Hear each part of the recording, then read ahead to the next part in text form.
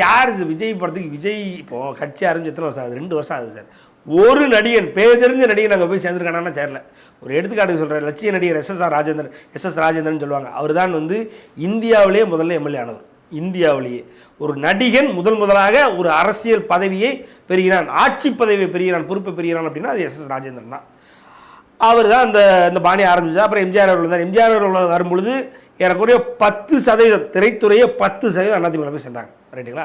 அதுக்கப்புறம் அம்மா ஜெயலலிதா அவர்கள் வரும்பொழுது ஏறக்குறைய ஒரு இங்கே விஜய்னு வரும்பொழுது எவனாவது போய் சேர்ந்தான்னு பார்த்தா அந்த விஜய் ஃப்ரெண்ட்ஸுன்னு கூட இருப்பாங்க தெரியுமா, 4 பேர் அவங்க இருக்காங்க சார். அப்புறம் அந்த சவுந்தரபாண்டியன் ஒரு நடிகர் இருக்கார்ல, அவர் போய் சேர்ந்துருக்காரு. அதுக்கப்புறம் ஒரு பேர் தெரிஞ்ச நடிகன் எவனாவது ஆமாம் நான் இருக்கேன், நான் போகிறேன், வைக்கிறேன்னு ஓரளவுக்கு மக்கள்கிட்ட ரீச் ஆனது எவனாவது போயிருக்கானா ஒருத்தன் கூட போகல.